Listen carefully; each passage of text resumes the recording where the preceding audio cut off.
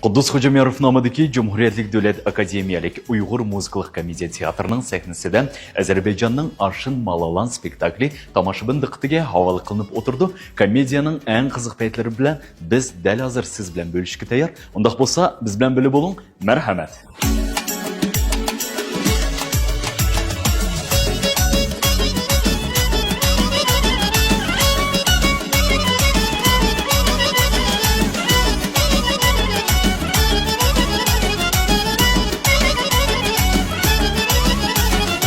Аршын Малалан деген вақытыда Алем Идзимиланың образы.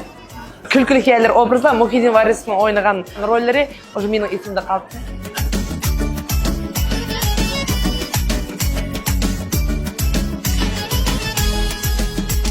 Впечатления наилучшие, очень яркая постановка, колоритная, яркие цвета, очень положительные эмоции, добрая, позитивная музыка. Очень понравилось, в целом как-то наполняет, вдохновляет, хочется потом эту энергию в хорошее дело пустить дальше и дарить тоже людям вокруг.